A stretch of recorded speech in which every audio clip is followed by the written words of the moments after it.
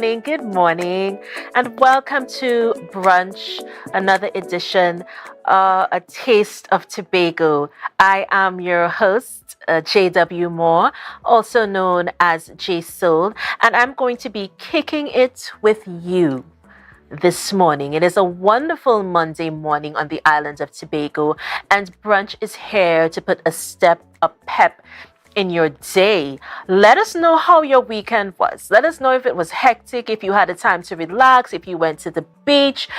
Type in the comments what you did for the weekend. And if you did not have a wonderful weekend, we are here to give you something to smile about. We are here to give you something to feel inspired about. And we are just here basically to have a good time. Now, our Brunch mid-morning show, for those of you who are joining us for the first time, it seeks to really inspire and inform us on all things Tobago, what's happening, the who's, the what's, you know how that goes. We just want to showcase what we have to offer as talented people with a rhythm all our own and an island that is second to none. We are also broadcasting throughout the Caribbean. So that is something to look forward to. My Caribbean brothers and sisters, good morning and a blessed day to you. Please look out for us on the Amplian Network 102, Facebook, and of course, YouTube. So I'm going to take you through some good stuff. This is our first segment for those of us who are not really familiar with the show and what it entails. We take you to the good stuff first. This is inspiring stories on people, daughters and sons of the soil who are doing wonderful things and contributing to the world. So our first story takes us to the news day. Karen Kirby George's career boom. Now, Karen Kirby George claims that she is extremely shy and introverted.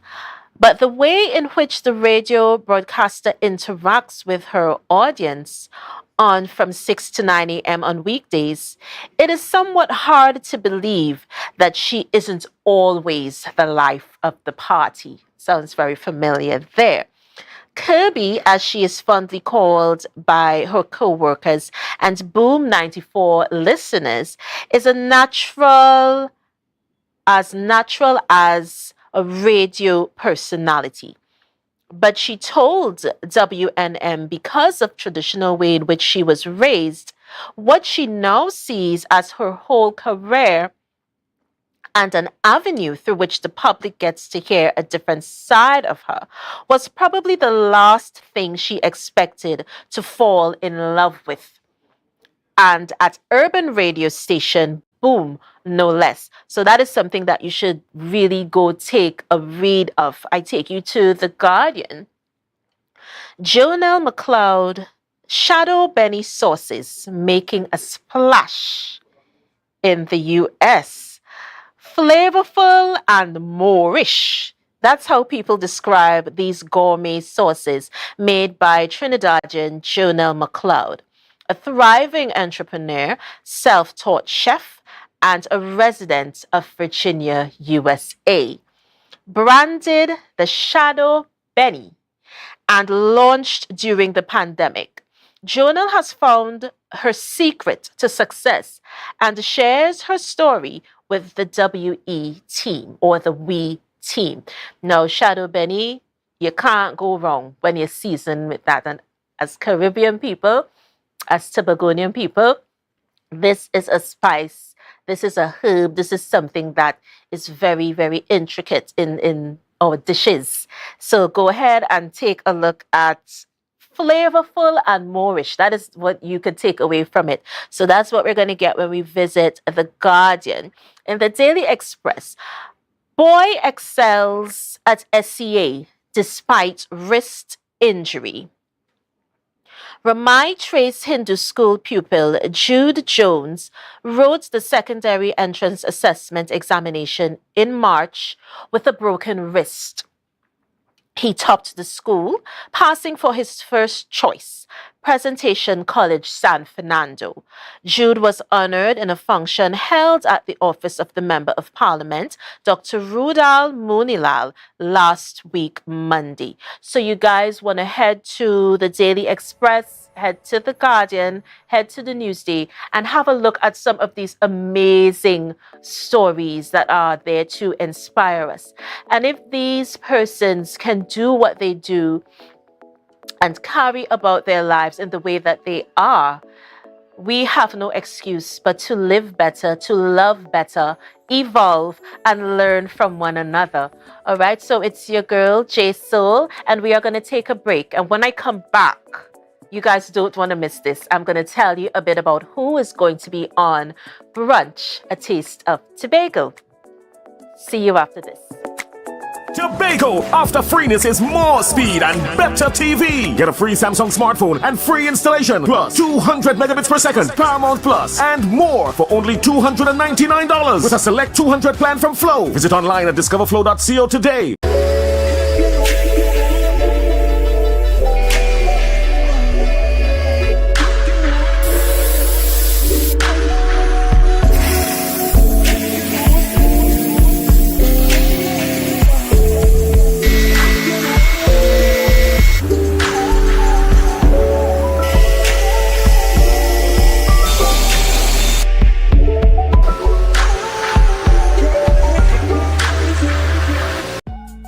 Now, Tobagonians are just currying down to Bonaccord, right in Stobie Local Road. You know why? To come down and shop at Authentic Builders General Hardware, the only hardware store in Tobago that is giving you guys Trinidad prices. So for instance, such as steel, half-inch and 5/8, $7,895. 5/8 construction ply for $260. Every single thing that you will need to do your home renovation or start your new construction, we have it right here. And to get your quotation, it's very easy. Just WhatsApp us at 272-1990 and we will do your free WhatsApp quotation for you.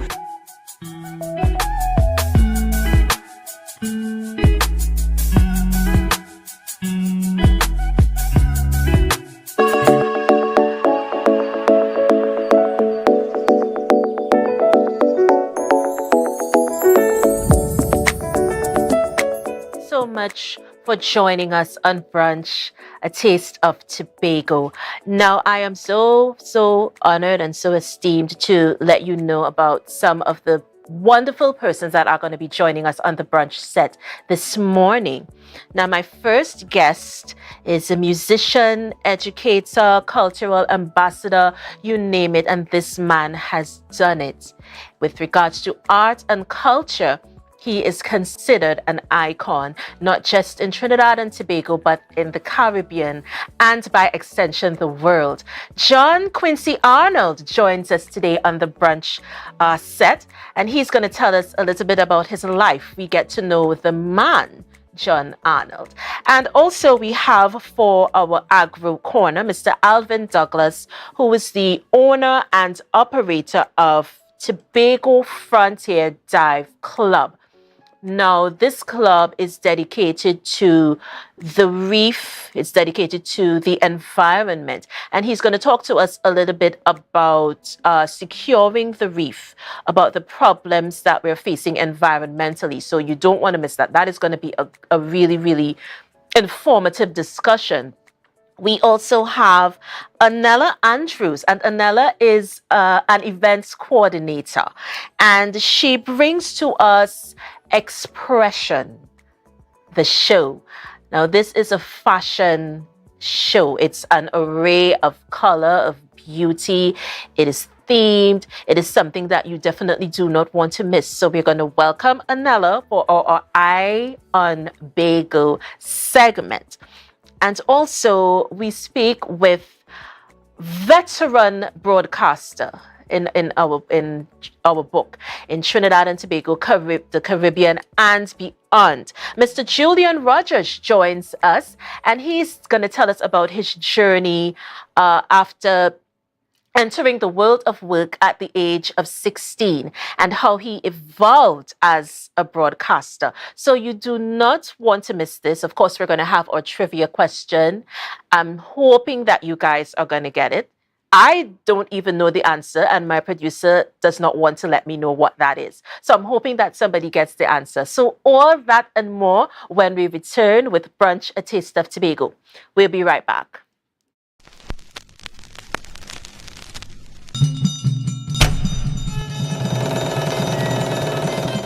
Come one, come all. It's time to join in the Tobago Heritage Festival 2023. Homage. All are we and all are who we be.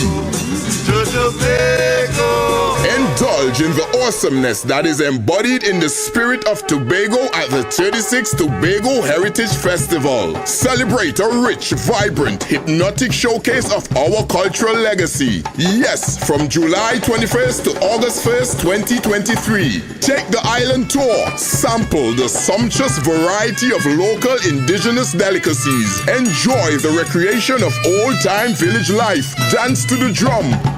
Feel the rhythm of steel pan. Experience the way of life, languages, and oral traditions. Be part of the journey to our we heritage, honoring our past, celebrating our present, and inspiring our future.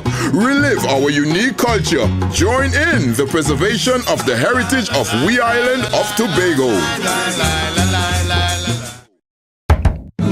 From the experts that created the Zinger sandwich comes the KFC Crispy Barbecue Zinger.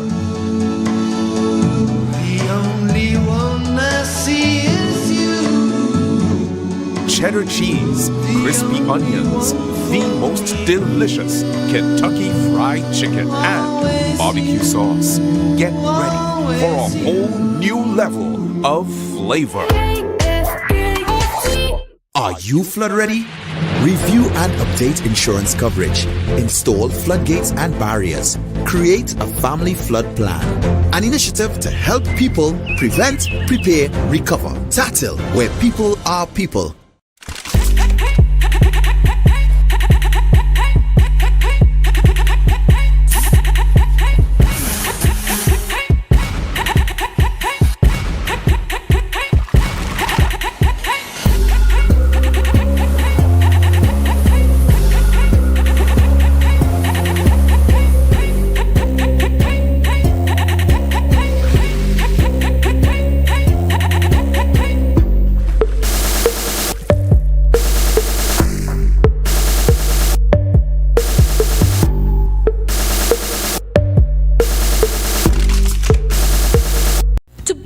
Glass Supplies has been a leading name for over 37 years in the glass and aluminum market in Tobago. We provide an extensive range of high-quality, innovative aluminum and glass products for commercial and residential use. Competitive prices with superior and professional services by committed employees who are guided by rigid quality standards. Tobago Glass Supplies specializes in the manufacture and installation of glass and aluminum products that are essential to today's homeowners and the business environment. We are engaged in marketing, sales, and installation of a variety of products. These ranges from windows and doors to necessities such as mirrors for homes and vehicles, designed and manufactured in-house or imported.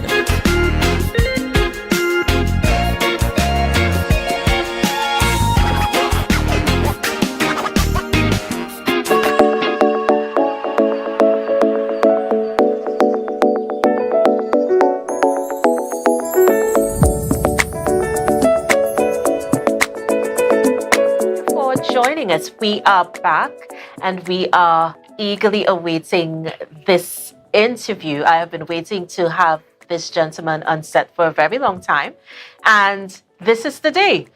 John Quincy Arnold joins us and tells us a bit about his life, his career, and also his education.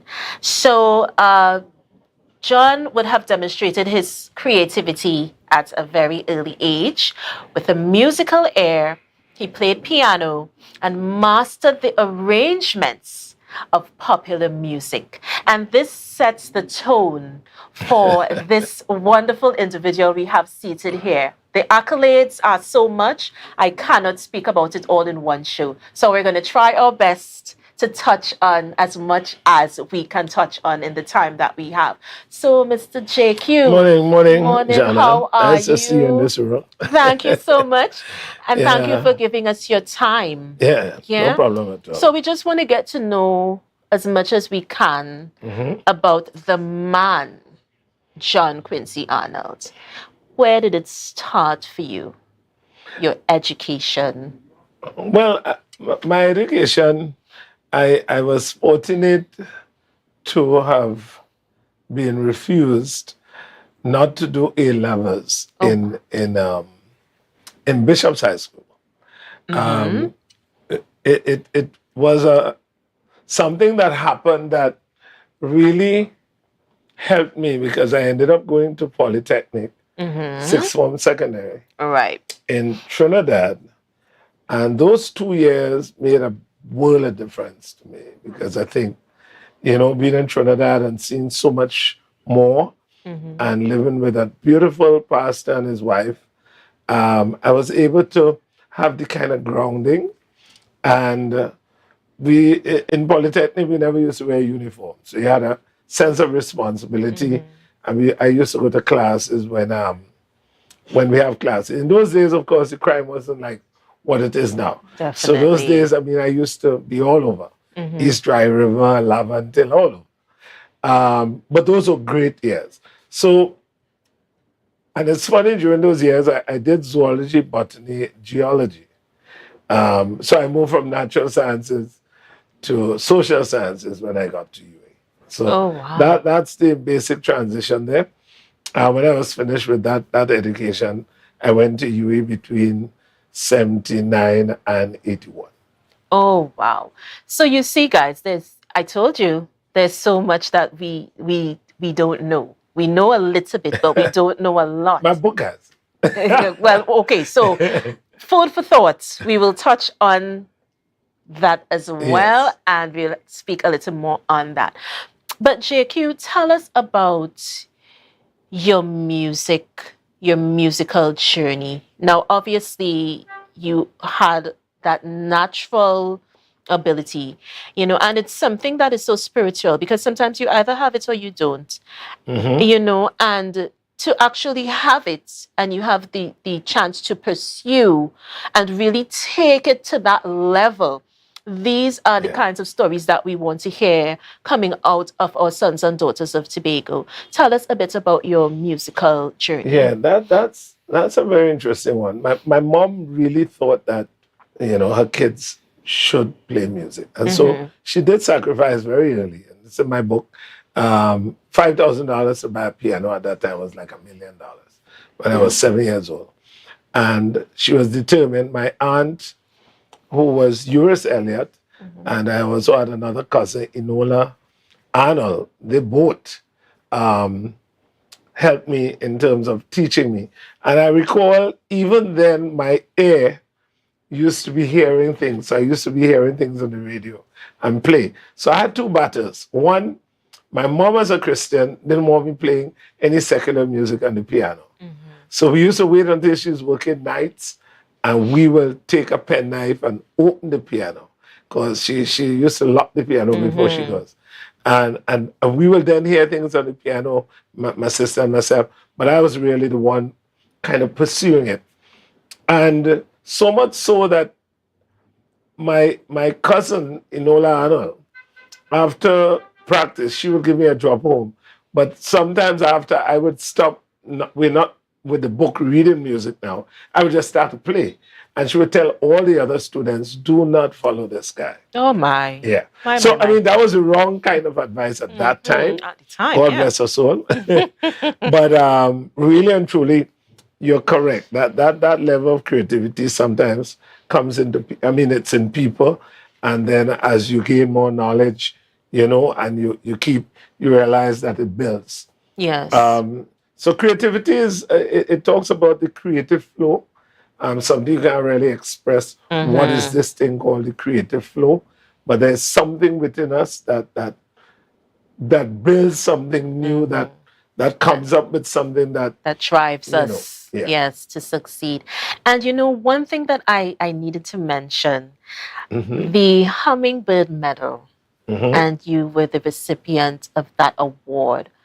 How was that for you? How did that feel? The choir had received one before. And I recall getting the call that I'm being awarded this Hummingbird Gold for work in both culture and events.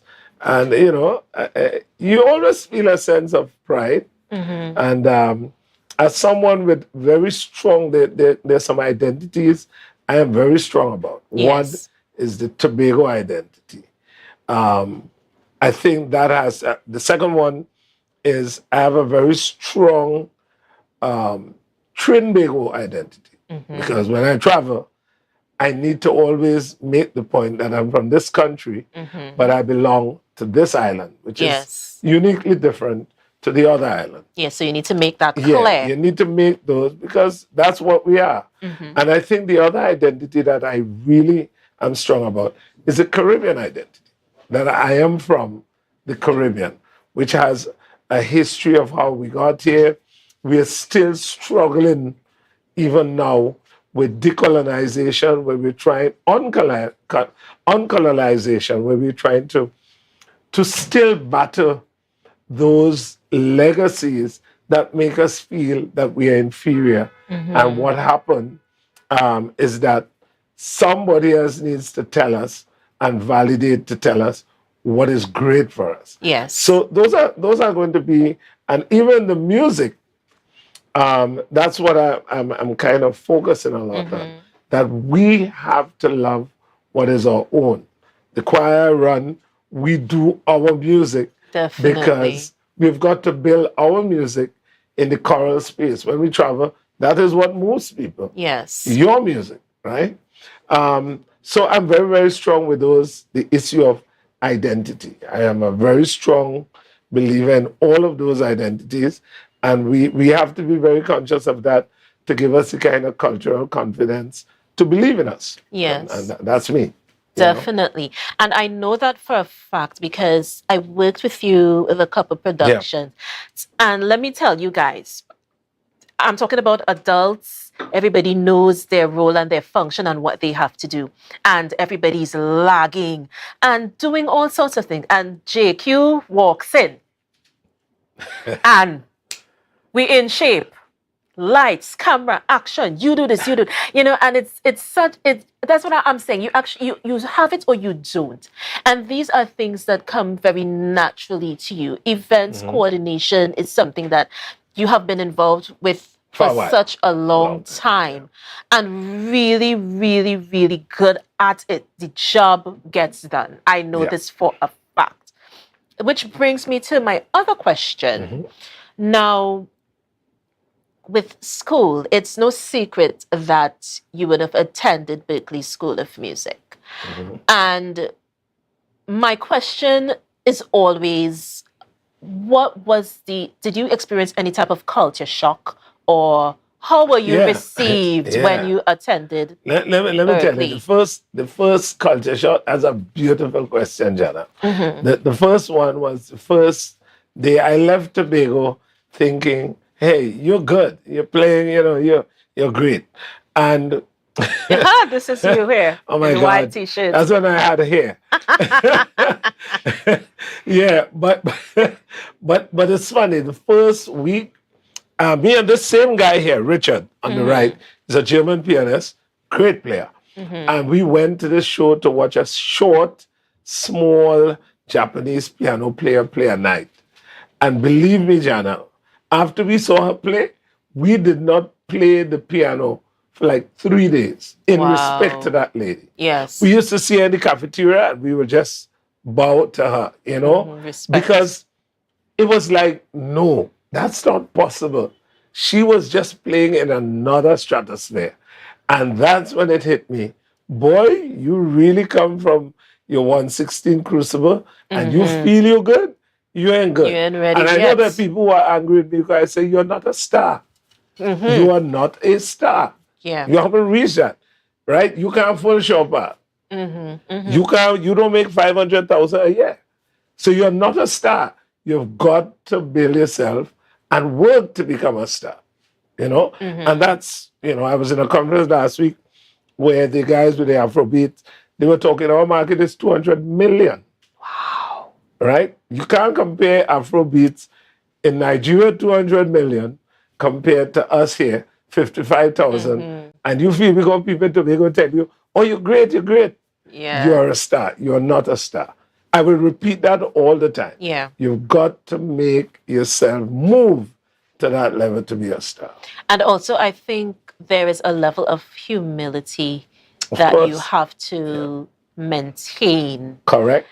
It takes you, your talent only takes you thus far, from my experience. And even when you were teaching, it was a holistic type of teaching.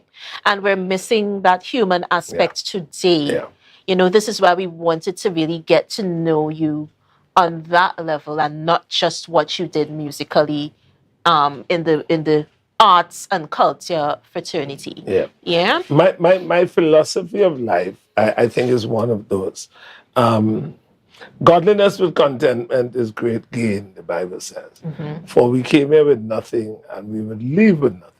Indeed. For me, I think the greatest thing that I've seen already, I went to a funeral once where they said, John, you can sit in the VIP area.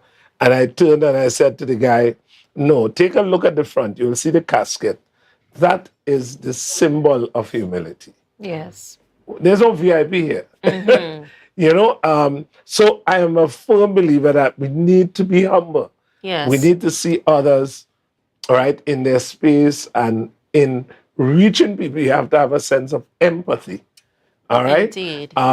Pride cometh before a fall. Everybody knows Indeed. that. Yes, it does. So you've got to exercise some humility. Have to. And I'm glad you touched that. So my belief in that, money doesn't drive me. Passion drives me. As it should. Yeah. It Passion should. drives me. So I will work with any community. I will teach freely. I will give of myself. It doesn't matter. I love to see people learn, You remember a long time we used to hide books from people in the library, take our page, because we don't want the next person know as much as we. Yeah. Now, the world is flat. Yes. The internet has made life very accessible to everybody. You Yes, know? indeed. So those are I live by that kind of principle of, hey, we ain't leaving with anything, so give it your best shot. Oh, and the last lesson that I've learned is this is not a dress rehearsal. This is it. Your life, Definitely. it's not a dress Yes. So rehearsal. make the Yeah. best of Make it the while you're best while here, you're here. because you're on Yeah. borrowed time. Correct. Basically. Yeah. So we are gonna take a break and we are gonna be back with more of JQ. We have some questions that we want him to answer. So we'll be right back, guys. See you after. Are you flood ready? Recycle and properly dispose of large waste. Avoid sweeping yard clippings or trash into drains. Plant trees to avoid soil erosion. An initiative to help people prevent, prepare, recover. Tatil, where people are people. Inner Health, number 13B Portmore, Scarborough, Tobago, with over 25 years experience offering services in and not limited to microscopic blood analysis, reflexology, and the sale of a wide range of organic herbal products used to supplement thyroid, lymphatic, heart, kidney, and brain health, and the male and female reproductive systems. Come and chat with us. Remember, your health is your wealth.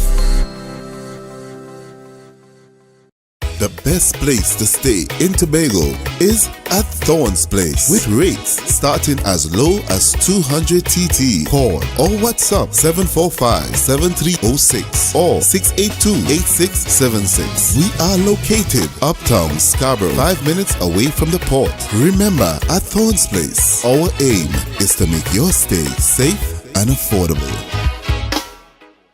Jimmy's Holiday Resorts has 1, 2, and 3 bedroom, fully self-contained apartments located at the heart of Crown Point. Minutes walk to the popular beaches, restaurants, bars, and the airport. Enjoy our amazing amenities such as fully equipped apartments, complete with Wi-Fi, AC, TV, and a pool, and a mini-mart on the compound. Call 639-8292 or 8929. Jimmy's Holiday Resorts is your family's home away from home. Mamai Lakai Home Services. We specialize in cleaning of carpets and rugs, mattresses, living room and dining room sets, vehicle detailing, cleaning and sanitizing of homes and commercial spaces. We also do landscaping and tree cutting, pressure and power washing, floor care, fumigating and air purifying. You can also call us for professional painting services, babysitting and adult sitting. Call us now 333-4430 at Mamai Lakai Home Services. We take cleaning to another level.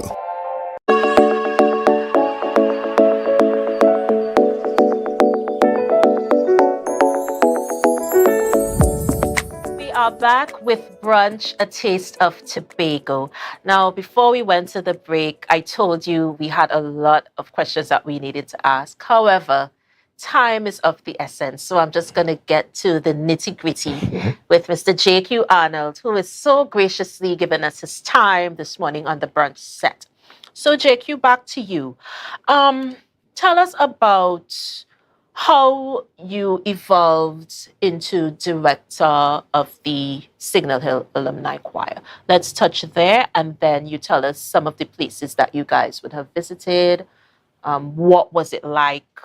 And some of the awards that you may have, accepted and earned during that time. Good. That's. I mean, first off, I'd tell anybody. The first thing is there's a book, a memoir called Tobago Son. Tobago Son. And it's a memoir of the eventologist and musician John Arnold, right? Right. And that book, it's on Amazon. You can get it, Kindle, you can get it.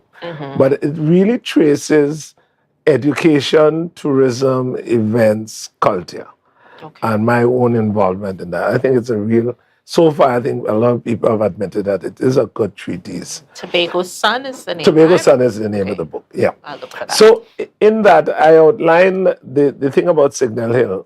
So we started in about myself, Mike Duncan, Cheryl Duncan. I had just come to Signal Hill in 1981. Right. And by 1982, we entered Music Festival and won. And then the decision after that was that, hey, by 1984, we formed the Signal Hill Alumni Choir. Right. And that's when the journey kind of started. By 1994, right, Mike and Cheryl and Carrington and some of the others, they had left. So now it was only one director, and that was me. And I kind of shifted the focus at that time, instead of just folk, to kind of moving it to other genres, African, a lot more calypso, jazz, etc. So that's where I went. And we started touring from 1995. We went to Atlanta, and then by 2001, we had the big thing where we went to Eisteddfod in Wales. And nobody goes to Wales, by the way, and wins in their first year. Yeah, And definitely. that features, more than 80 countries from across the globe. And during that time, we also had Tapper, which was run by Annette Alfred. They entered the dance category and won Right. for the first time. Okay. And we came second to, I think it was either Ukraine, I think it's Ukraine, and just by 1 point. And it was an amazing experience because we unfortunately, we won £3,000. I would never forget. And we lost it. I actually forgot it at on top of a telephone booth. So what happened? Yeah, I lost my passport, everything, along with the £3,000, and it was in cash. So it wasn't like a check, you know what I mean? And by the time we realized it, when the coach was heading back to London, we couldn't turn back, you know? Right. So I had to wait a few more days in London to get a temporary pass to come back to Trinidad. So those are part of the experiences. But we have been fortunate to have gone to several festivals. Niagara Choral Festival. We've been to Idaho, which is every 3 years. We just came back from Costa Rica. We've gone to several festivals in Latin America also. The actual thing about it is that these festivals, you have to send your resume and a copy of what you do before they accept you, you know? And right now, if you want to be candid, I'll let it out the bag. We're actually getting ready, preparing to go on AGT. So that's our next big mission. Right. Preparing to go on that because that has to be solidly on target. You know? Definitely. So yeah, we've been around several of the Caribbean islands, and we try to do a festival every 2 years. And you may want to know the benefits of that. One, apart from the fact that we get to show off who we are, what we do, and our music and the destination. Yes. But we also learn. We learn from other choirs. We see what other people are doing. We listen to what they're doing, their approach to choral exposure.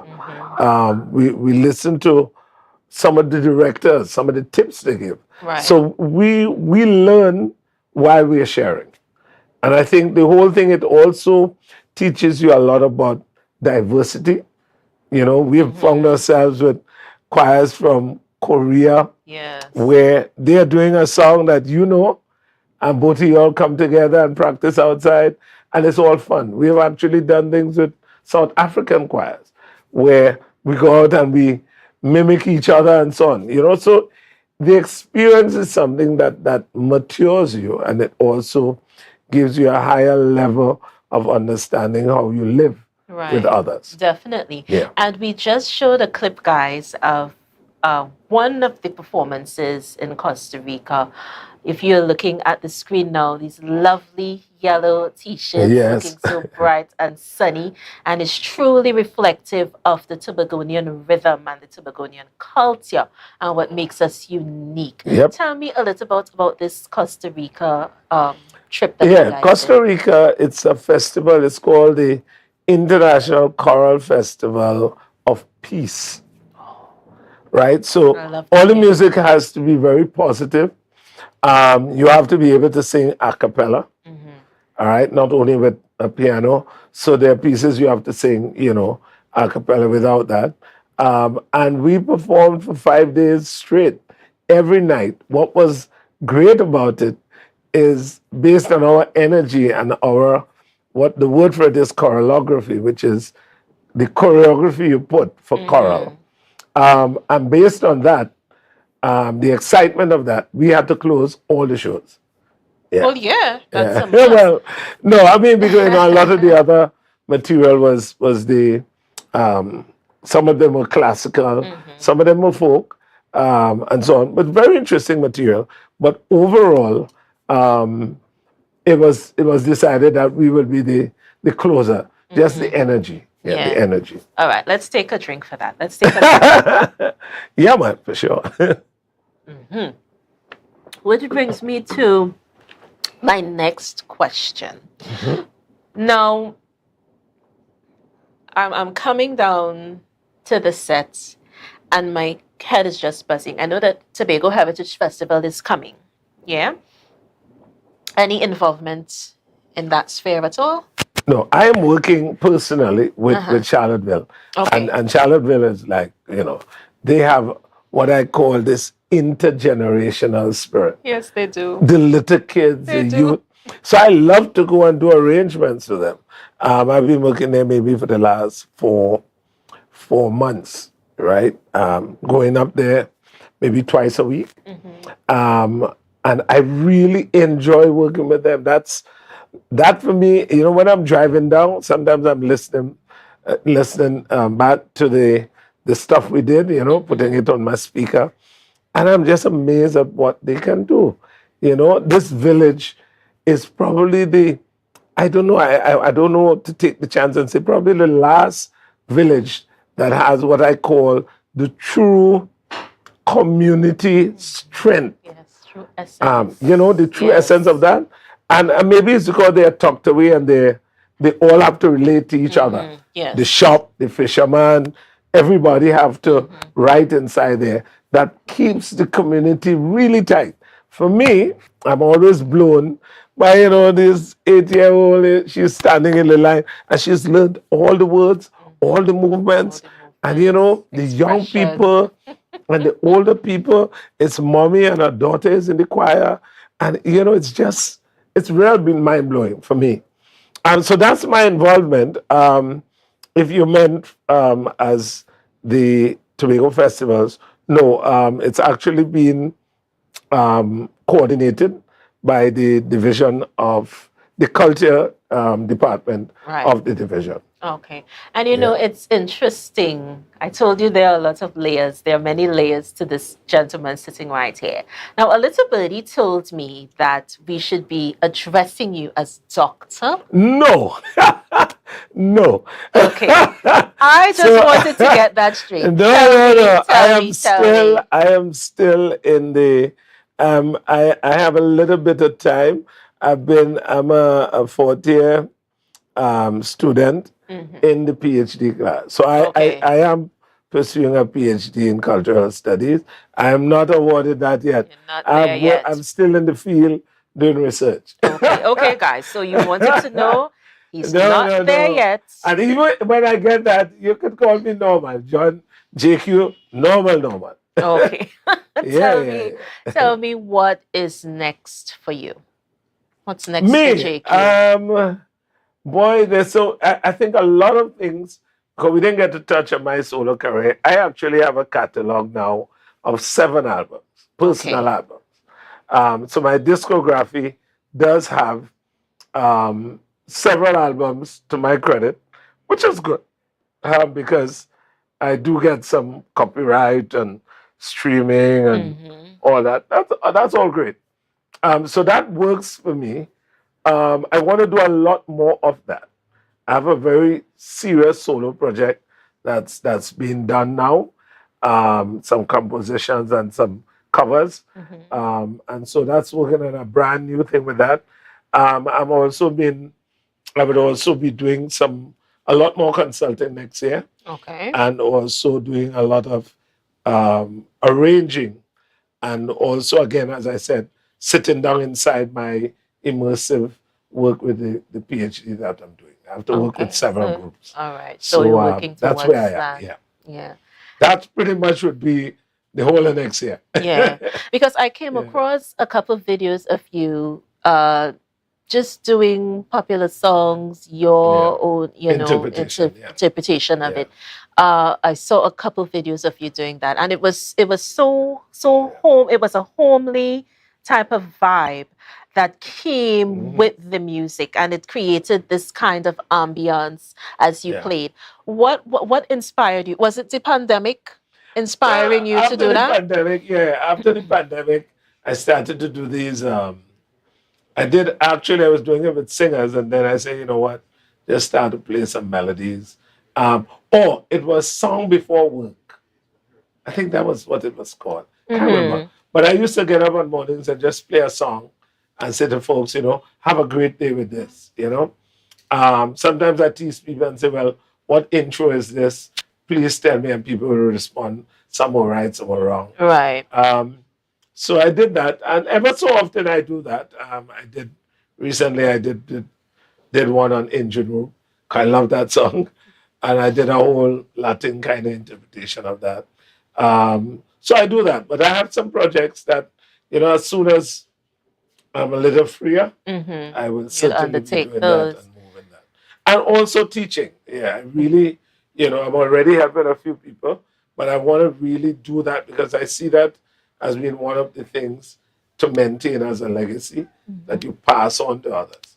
Definitely. Others are passed on to me. Definitely. Edward Hernandez, all these people, I sat at the feet. Yeah. And I'm talking about that. It would be really good if people understand the power of respect for the elders. Oh, yes. Because one of the things I think that is missing in the space is understanding respect for elders. Yes. That is so critical for society to move forward as a forward first world kind of place, I did that, and I've learned so much from my elders, that now it speaks to me. Knowledge, experience gives you wisdom. Yes, it does. And it also helps you to evolve, because sometimes you have to change your course a little bit and understand one another a lot more.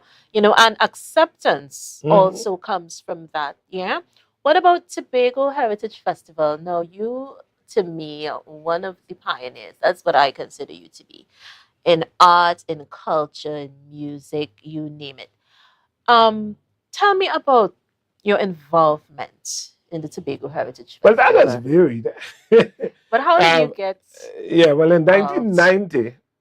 Oh, there's this. Yeah, photo, right? that's a picture of me, Dr. Mark, and so actually this picture, this is in Charlottesville with the Fisherman Festival in those days. As you can see, we used to have walkie-talkies. We didn't have cell phone. Yeah. Yeah, this was 1990. Either 1990, 91, or 92. I can't remember which one, because I was chairman for 90 right up to 92. And then I sat on several committees after that. So I've seen several changes. The only thing, because we have limited time, I think one of the suggestions, I'm working on actually writing a paper on it, is that I think one of the ways we can tackle heritage is to look at a triennial model. Let me explain. Simple. That in each year, you pick a flagship event and peg it to that year. But on no year do you have a repeat. Understood. So you have, let us say you say 7 villages, 7 in year 1, 7 in year 2, 7 in year 3. What that does is that by the time you come back to year 4, which would be year 1, model 1, they would have done so much research, so much work to make their production. So you don't get people fighting to try and get this thing repetitive every year. That's just a suggestion from my humble event mind, that maybe something that, somebody can probably take and look at that, I think one of the ways to get the festival attractive to a wide public and to keep the interest even for the local people who attend is to do that every year. Do not repeat. Have fresh 7 shows that are different. And we have. Yes. We have enough. Definitely. Nothing Day used to be in Lambeau, Courtship Codes in Cologne. We have loads of events. Okay. You know. And on that note, we're going to go to our trivia question. JQ, thank you so much for Yeah, man. joining us. Thanks a lot. So much time, but so little time, Yeah. but not enough time. I enjoyed to this. This was yeah. good. Yeah. So we're Thanks a lot. definitely going to have you back, and you're going to touch on what's next for you. Right? So thank you Thanks a so lot. much. Yep. A trivia question, guys. Even after 150 years, this is still being practiced within the fishing villages of Tobago. All right, let me say it again. Even after 150 years, this is still being practiced within the fishing villages of Tobago. Your answers, please get to typing and let us know what your answers are on this question. We are going to take a break, and we are going to be right back with more Brunch, a taste of Tobago. See you soon. Zana, Manjano, sound with Pima Sakela.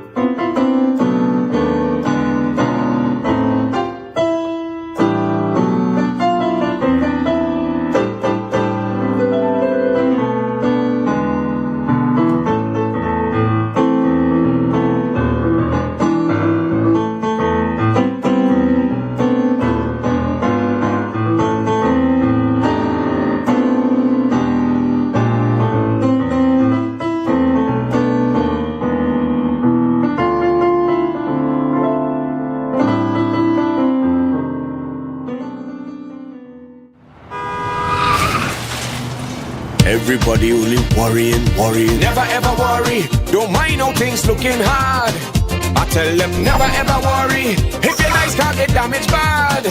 I tell them never ever worry, what I'm saying is true. So just consider, Tatil is always right here for you. I tell them never ever worry, don't mind if life make you sad. I tell them never ever worry, if your house get flooded out real bad. I tell them never ever worry, what I'm saying is true. So just consider, Tatil is always right here for you. I tell them never ever worry, if sickness catch you off guard. I tell them never ever worry, if times fall on you real hard. I tell them never ever worry, what I'm saying is true. So just consider, Tatil will always be here for you. Never worry about a thing. Tatil, where people are people. You know what I mean. MI4 Security Services Company is the most advanced security service in Tobago. Ask about our cash and transit service. It's safe, risk-free, reliable, and timely. We provide safe banking delivery for all business types and sizes with highly trained staff, 24/7 monitoring, coordinated emergency response, and a well-maintained fleet of armored vehicles. Contact us at 660-7723 or visit our website at www.mi4securitytt.com to sign up today.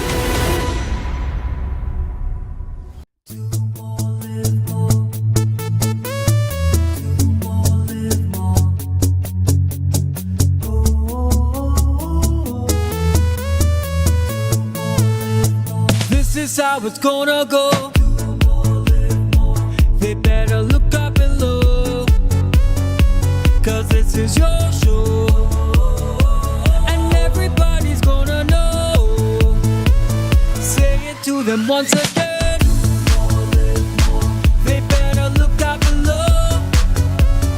This is your show, and everybody's gonna know. That's how it's gonna go. They better look up below, 'cause this is your show.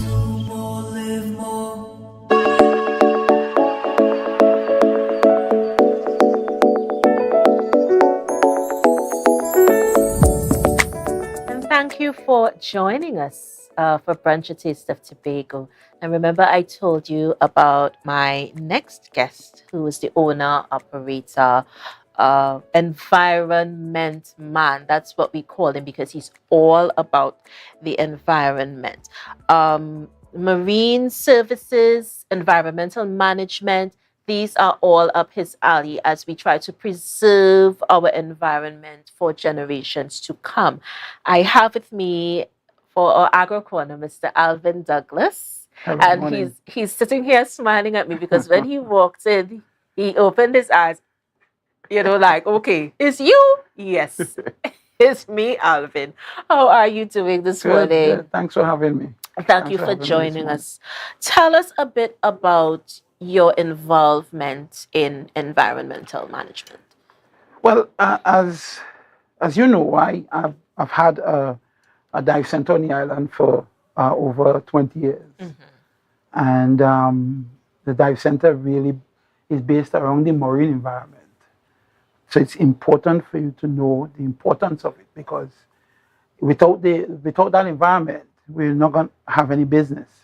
And quite recently, about 6-7 years ago, we also established a company called the Tobago Marine Safety and Security Services Limited that was geared towards providing a service to Tobago that speaks to managing that marine sector, because that is what was lacking in the island.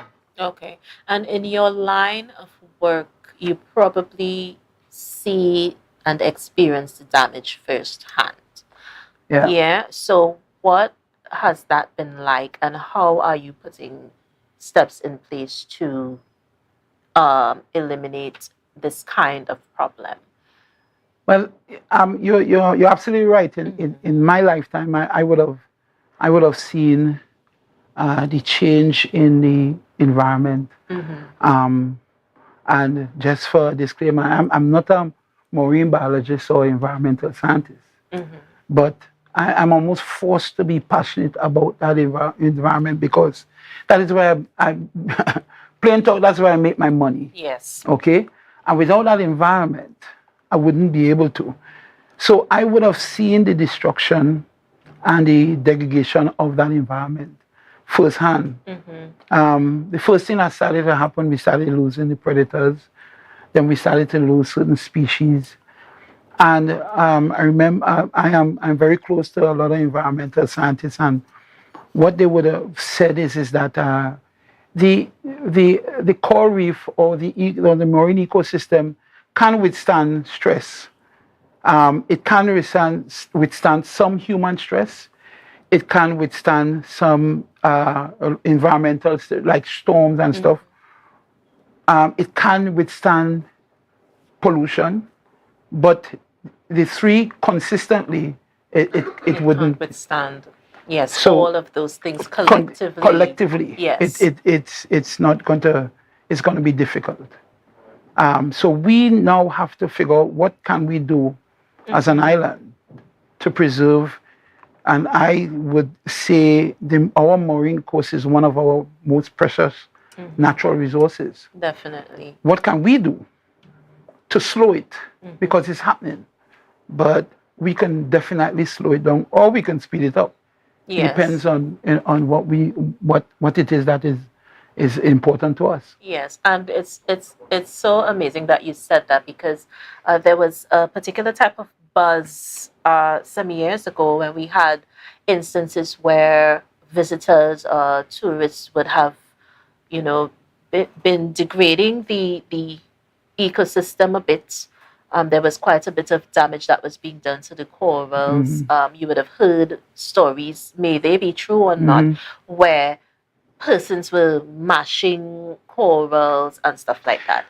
Years ago, when I just started, and I've been in the water almost 35 years now. Right. So most of my adult life, I've known the coast of Tobago or the ocean. And yes, that had impacted especially the Bucco Reef, because the Bucco Reef is the most accessible area, most popular area. 80% of our visitors will visit the marine environment at some point in time, but it had stopped. They had done a good job informing and educating the visitors.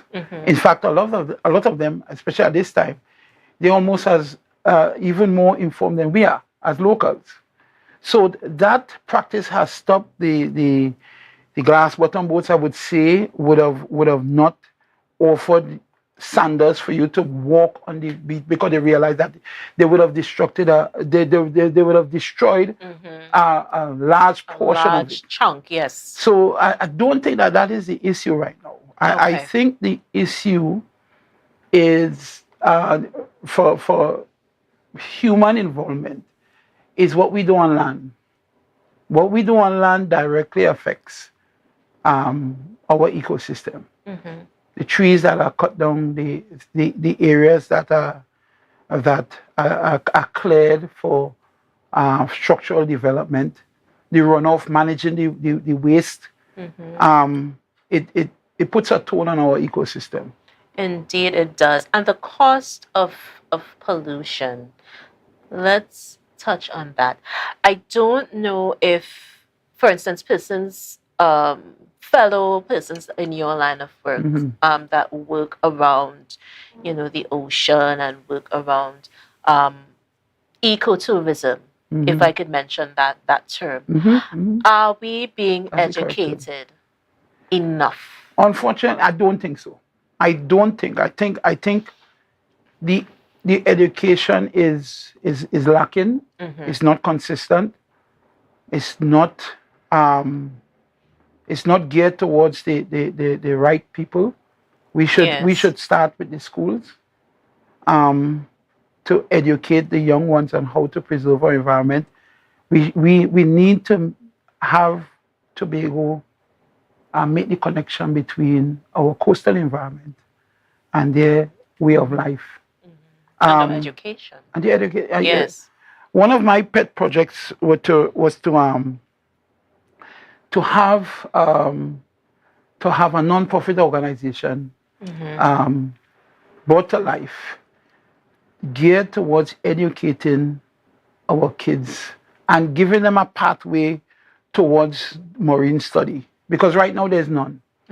The people that I deal with, and I deal with almost everybody that works around our waters. I deal from the Institute of Marine Affairs, the Maritime, to Fisheries Department. I work with all of them. But unfortunately, to get to the point where you want to become an environmental scientist, a marine biologist, the very fact that being in the water is taboo, it prevents that. So there's no pathway for an average person to get to these points where they want to be an environmentalist. So the conversation, the narrative has to change, which brings us back to education. Precisely. Now, you just mentioned that education is seriously lacking with regards to just knowing your environment, just knowing the terrain, knowing the do's and the don'ts. These are things that are lacking. How can we get these things? Now, you just said you're working on a non-profit organization to really get in there and educate, especially the younger generation. Before, persons were not really going towards or leaning towards careers or studies in environmental management. From the government point of view, it's institutionalized. Teachers in the school cannot take a body of students they can't take their students in a body of water. Okay, they're not allowed to. And when I investigated why, a teacher told me that years ago, I'm talking about 40 years ago, there was an incident where they were drowning. And after that, they effectively banned any kind of excursion to any body of water. And that had the opposite effect, of course. Yes. Because now the water is taboo, but it's not like you are preventing people from going to they will go into the water. Yes, they will. But they just don't know the water. Yes. Okay, we're surrounded by water. Yes. It's for lack of a better term, stupid not to educate your people. All your villages lie on the coast. Yes, exactly. People will swim, people will die. So instead of turning your back on the obvious fact that people are going to go into the water, you head on. You handle it head on. If you have an accident on the road, do you stop people from driving? No. Yes. Okay. So again, which brings us to education. Education is the key. And changing that narrative, because it's still considered a taboo. And this would have resulted in something that happened 50 odd years ago. And then we pushed away. And we clinged on to the fact that, okay, we're going to stay clear of the water. We deal with a lot of schools. So I have a couple of members of the Association of Tobago Dive Operators. And there are schools, there's prestige schools in Trinidad that travel all the way to Tobago to be educated on how to stay safe in the water, to broaden the students' mind, to make them appreciate the environment that you have, the sensitive environment they have, to give them options. And Tobago is perfectly poised to do that with ease. Yes. But you have to have the will to do it. Exactly. You have to have the will. Let's take a drink for that. Yeah. Take a sip. Yeah, well. You have to do it. You have to have the will. Cheers. Cheers to you. Which brings me to my next point. Now, you touched on the Trinidadian mindset, which is very, very different from ours. We are one country, but the islands are very different. The way we think and the way we evolve and which reason. is not a bad thing. We complement each other. We're supposed to complement each other. But in coming to learn about the environment, coming to do little lectures, seminars, that sort of thing, do you find that you see more of the Trinidadian schools as opposed to Tobagonian schools? Listen, I've been to one. I wouldn't call the school's name, right? But there was a time when I pointedly went to the schools and said, listen, we will do just a seminar talk. And they said, no, Dougie, we know what you're about. We're not going to allow our kids in the school. And that was the end of it. Yeah. But I am constantly being invited. I actually have proposal for 4 other schools because the schools and them are so competitive in Trinidad. From the time they see a high school, I'll give you one school, Astra Boys. From the time they see Astra Boys have 300 and 400 kids in our dive and conservation club. And from that conservation club, you have environmental scientists, you have Coast Guard officers coming out of it, coming out of their experience. They now want to get on board, but Trinidad does not have the marine environment. So they come up. So they come up to Tobago. Yes, for that experience. For that experience, but think of the mindset and the investment they are investing in their kids.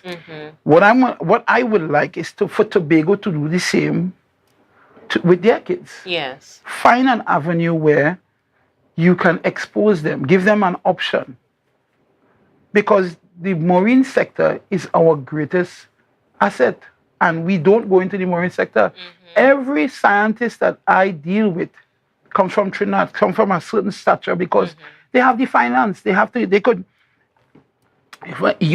Students in UTT not allowed to go into the water, you know. They now have to go to Grenada, Jamaica, Barbados, these places, and then do the course and then come back here. Because the government institute doesn't want to link with an established professional body. We certify people from all over the world. All over the world. They don't want to link with us because they don't want the risk. Everything has risk. Everything has risk. But do you see that the younger generation, do you see them charting towards marine environmental studies? It's just that as an island, there is no set pathway for it. The only way you can get to that is to get off the island. Okay.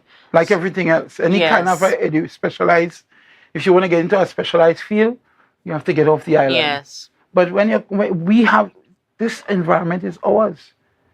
This is one thing Tobago has that Trinidad don't have. Trinidad don't have a Buko Reef. Yeah.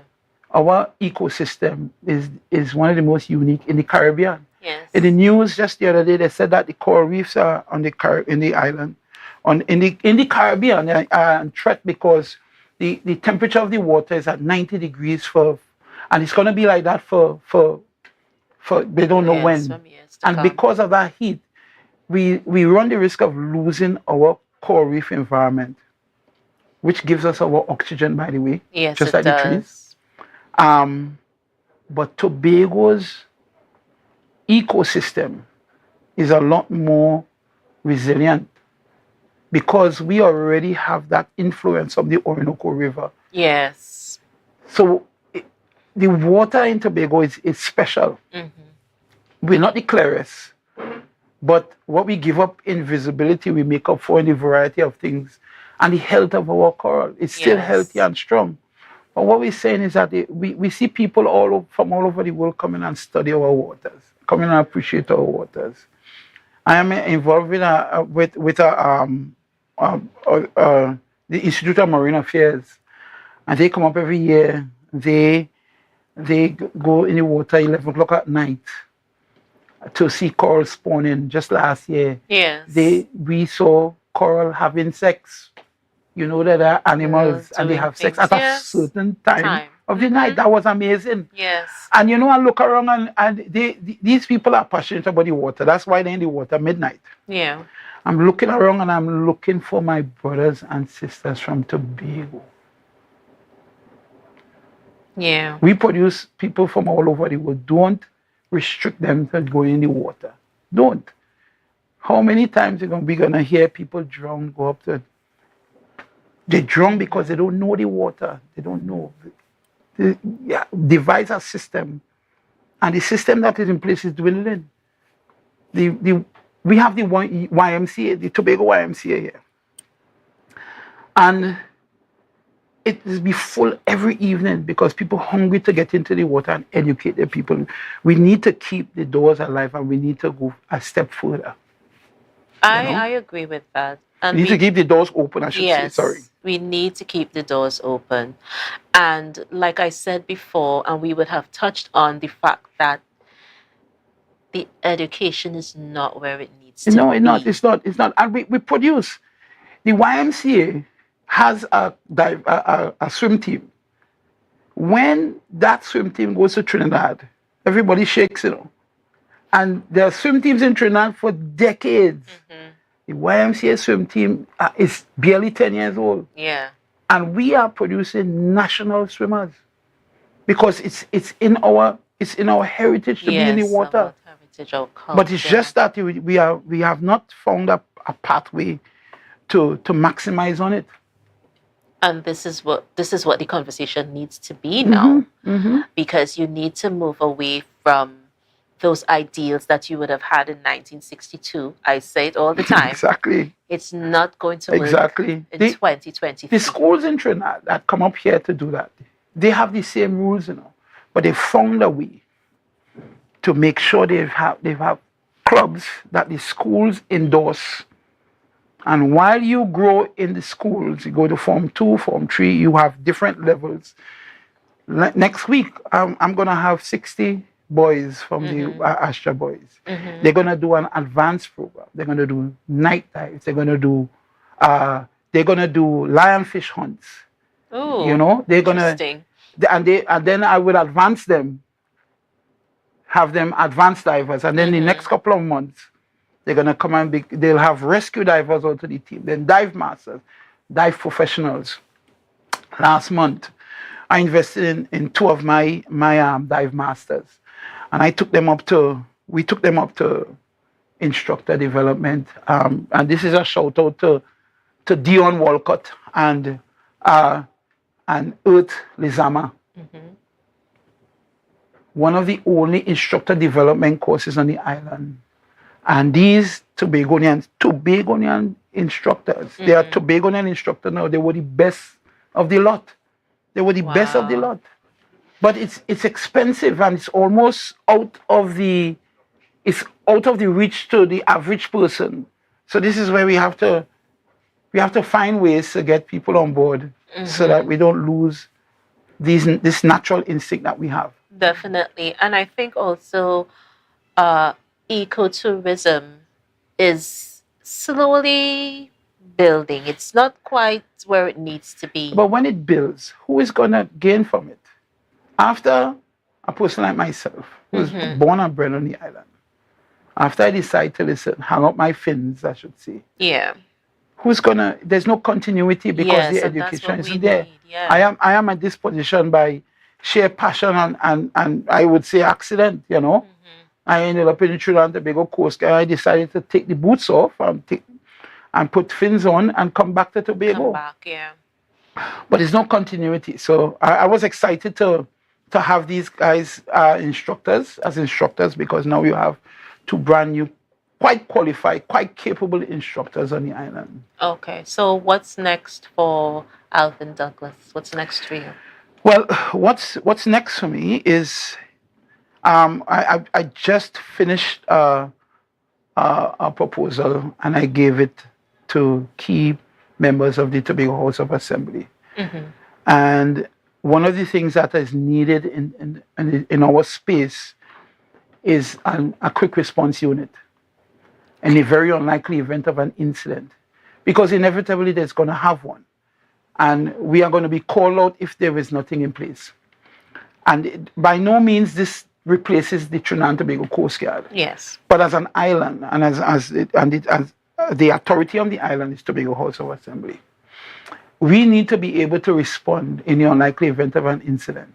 We need to be able to manage our space. We need to be able to inspect our space. We need to be able to police our space. So we have put together a proposal to facilitate that. Okay. To facilitate that. And I've gotten good responses. People they said that they're willing to meet and discuss so that if a fisherman goes missing, we don't wait 2 and 3 days for my brothers from Trinidad to come. We can do it. We already do it. For years, I have partnered with TIMA, Coast Guard. When Coast Guard come up here to do something, they have to do the local knowledge. Yes. They have to go through a guy like me. Definitely. Let's go this way. The current goes this way. We're going to go into the water this way. Yes. And with that being said, education. It's the order of the day. That is the difference. And we want to thank Alvin so much for visiting us. Like I said, this was good. So little time. We have so much to talk about. You definitely need to come back. And with that, I'm going to give you a trivia question again, guys. Even after 150 years, this is still being practiced within the fishing villages of Tobago. Your answers, please. And right now, we're going to take a break and we will be right back with more Brunch, a taste of Tobago.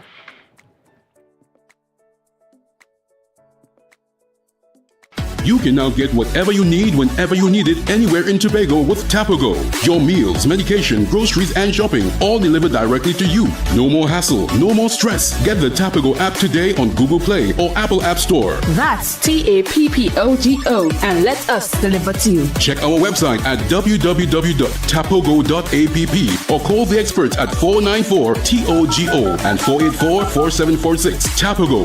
Relax. We will get it to you. Tobago's at your service. Tobago, after freeness is more speed and better TV. Get a free Samsung smartphone and free installation, plus 200 megabits per second, Paramount Plus, and more for only $299 with a select 200 plan from Flow. Visit online at discoverflow.co today.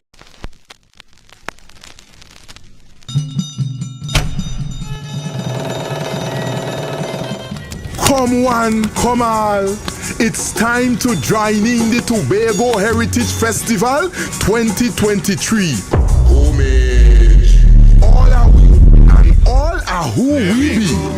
To Tobago. Indulge Imagine the awesomeness that is embodied in the spirit of Tobago at the 36th Tobago Heritage Festival. Celebrate a rich, vibrant, hypnotic showcase of our cultural legacy. Yes, from July 21st to August 1st, 2023. Take the island tour. Sample the sumptuous variety of local indigenous delicacies. Enjoy the recreation of old-time village life. Dance to the drum. Feel the rhythm of steel pan. Experience the way of life, languages, and oral traditions. Be part of the journey to our we heritage, honoring our past, celebrating our present, and inspiring our future. Relive our unique culture. Join in the preservation of the heritage of we island of Tobago.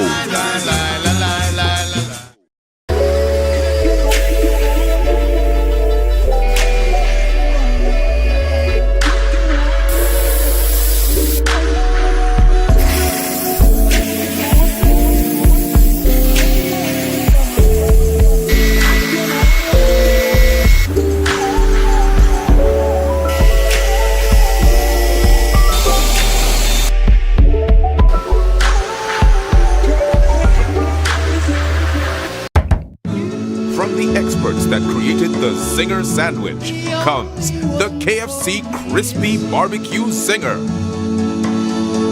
The only one I see is you. Cheddar cheese, crispy onions, the most delicious Kentucky Fried Chicken, and barbecue sauce. Get ready for a whole new level of flavor.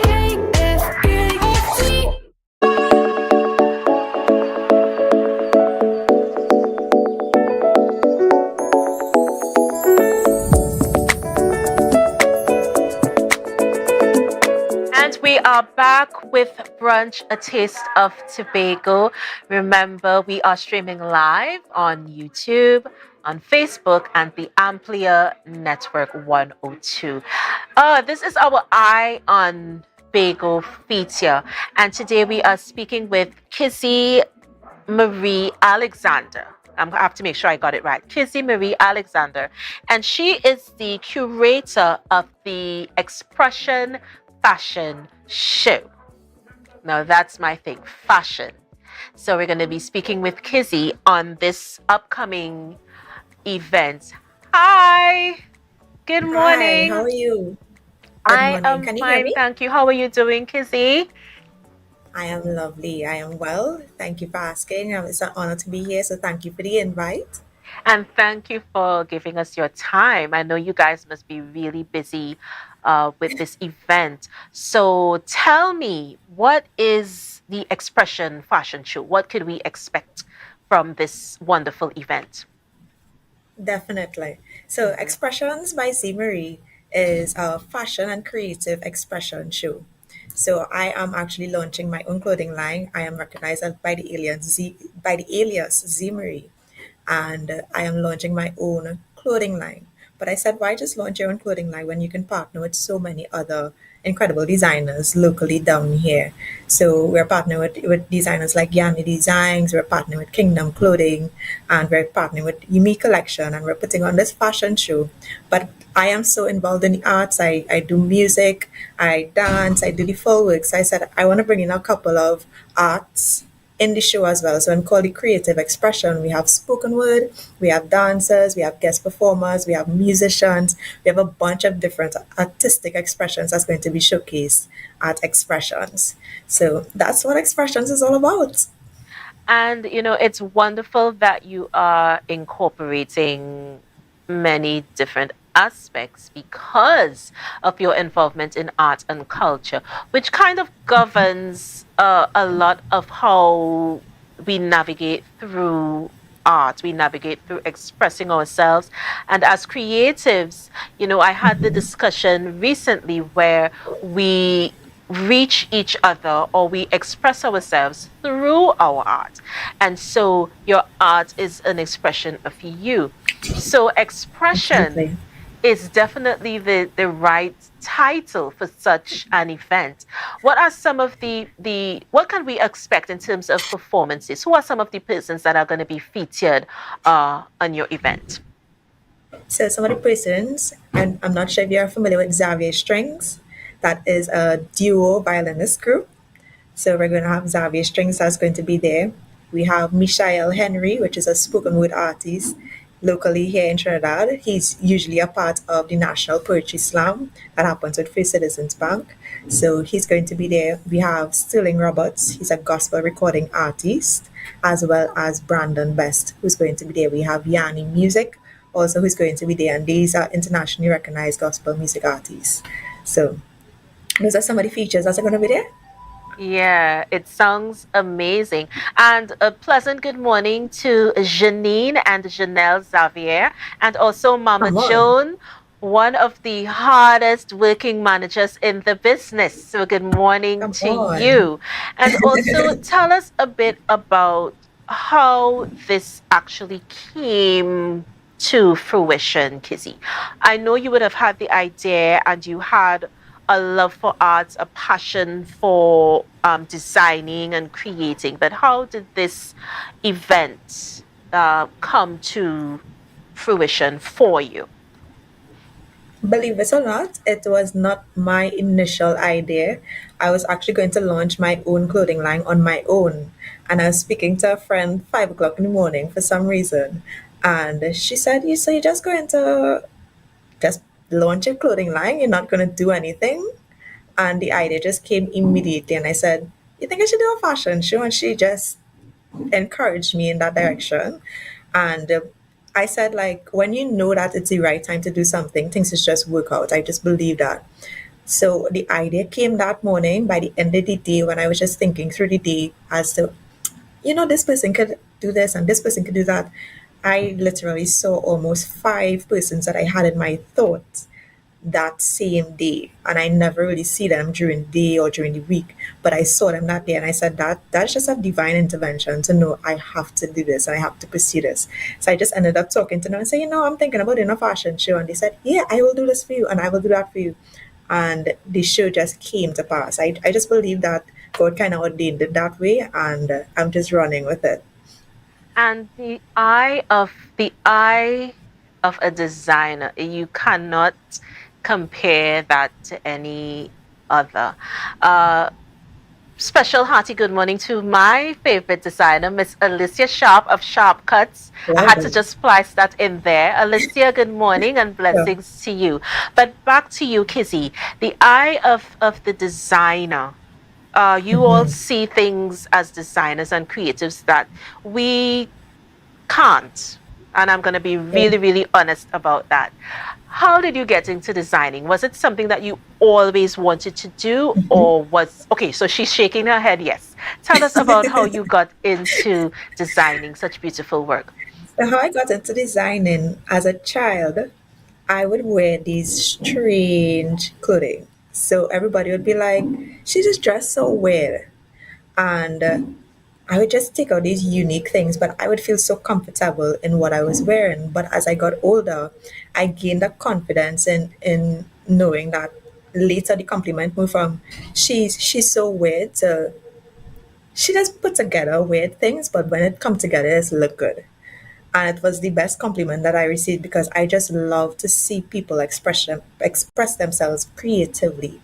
And as you said, rightfully, fashion is an incredible way to do that.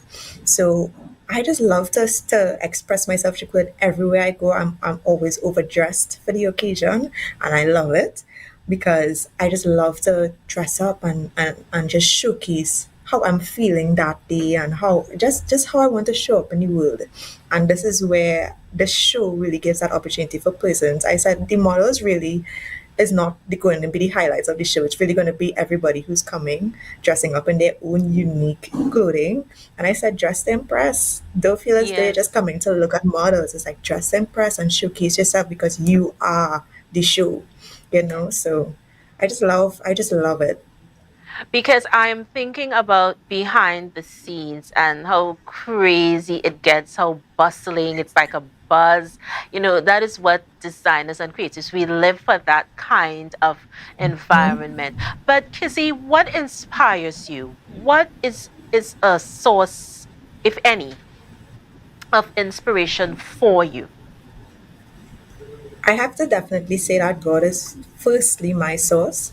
I Because of my spiritual background, it really just keeps me grounded as to knowing who I am as a person and my identity and knowing my call. And I love people. I love to see people really show up in their fullest potential. And I just see that these are just this is just one avenue where persons can show themselves. A lot of people want to pursue different ventures, they want to accomplish certain things in their life, and they're just not brave enough or they don't have opportunities to do it.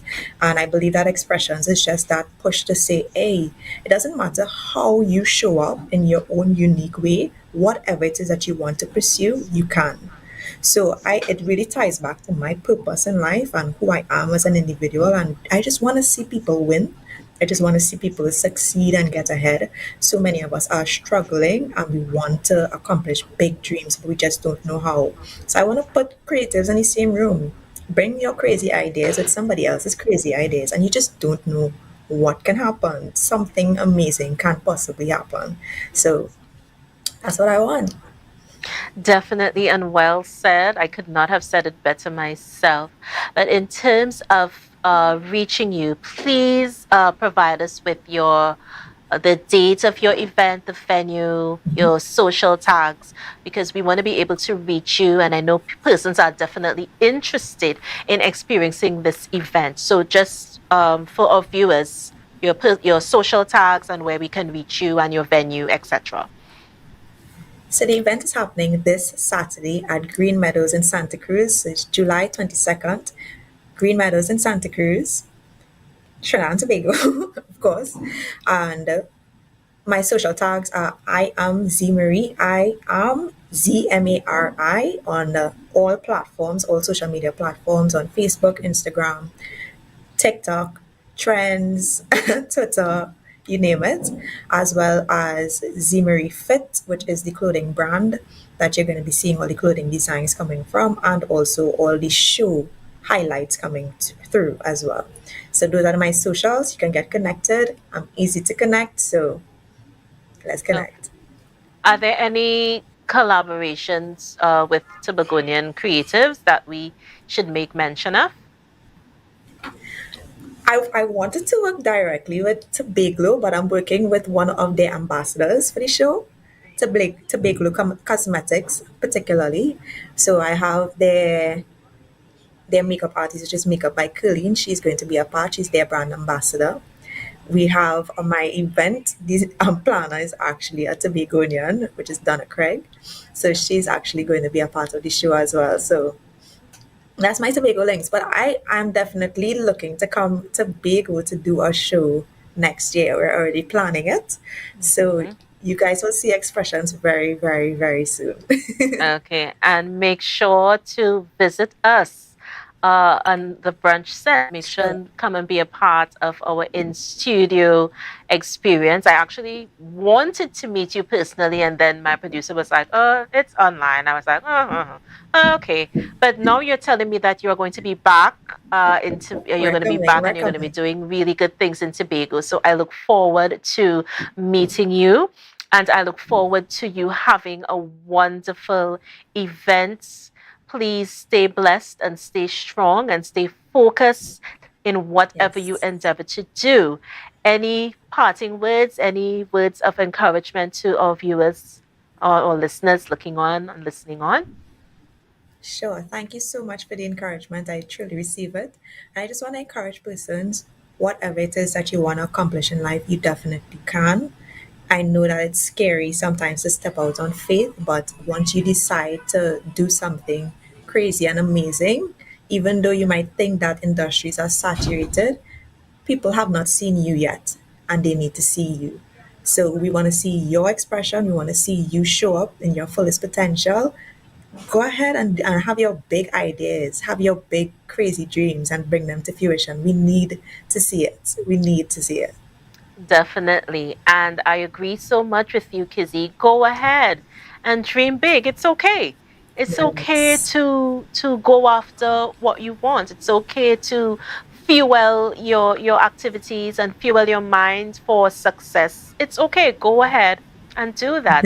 So, Casey, we want to thank you so much for talking with us. Remember, guys, it is expression. This event is something that you do not want to miss. Come out and support our local designers. The Expressions Fashion Show, Art, Color, Whisper. It's carded for July 22nd at 6 p.m.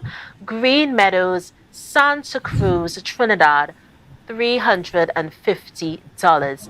Exclusive designs and brands, products, and services. Kizzy, we want to thank you again for joining us. And we are going to take a break and we are going to be right back.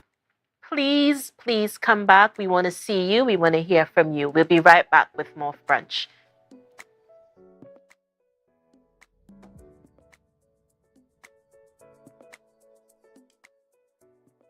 Discover exclusive local brands in clothing, accessories, and footwear that give you endless possibilities for creating your complete look.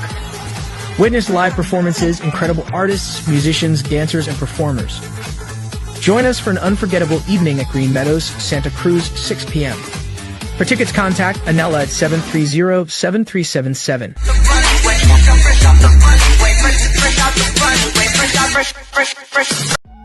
Right now, Tobagonians are just currying down to Bonaccord, right in Stobie Local Road. You know why? To come down and shop at Authentic Builders General Hardware, the only hardware store in Tobago that is giving you guys Trinidad prices. So for instance, such as steel, 1/2 inch and 5/8, $7,895.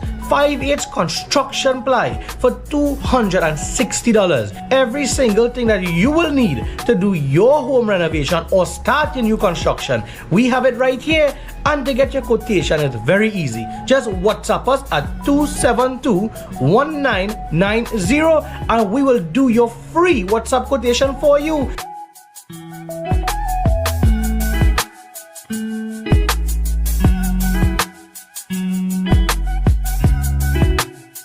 Are you flood ready? Review and update insurance coverage. Install floodgates and barriers. Create a family flood plan. An initiative to help people prevent, prepare, recover. TATIL, where people are people.